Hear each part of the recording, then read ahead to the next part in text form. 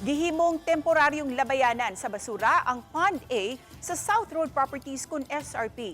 Human na pupus na ang kontrata tali sa dakbayan sa Sugbo ug sa lungsod sa Aluginsan. Ani ang report ni Alan Domingo. Kini ang kasamtangan nga sitwasyon sa Pond A sa South Road Properties kun SRP. Diin naglaundok na usab ang mga basura gikan sa nagkadiyang dapit sulod sa Cebu City. Nasayran nga napupos na ang kontrata sa lungsod sa Aluginsan nga gihimong alternatibong labayanan sa mga basura.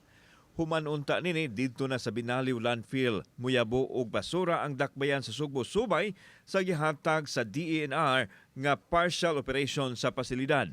Apan gipugnan lang una sa mayor tungod sa daghang mga mitumaw nga kwestiyon sa isyu sa Binaliw Landfill diin nakakalas kini kaniadto kapin 30 ka kinabuhi sa nahitabong pagdahili sa bukid sa mga basura. Ang problema na ay mga daghang mga question. So ako lang yun ang gihunong una para ang kanang mga question ako nang matubag.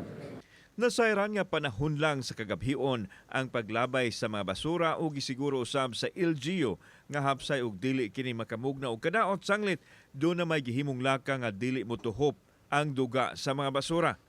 Samtang gipaimbestigahan ni Konsehal John Alcover ang subling paglabay sa mga basura sa SRP. Gihulagway nini nga dakong hulga sa kalikupan ang susama na sa nahimong open dump site ang dapit og dili na temporary transfer station nga dili mula pa sa 24 oras mabalhin na unta sa pinal nga labayanan sa basura.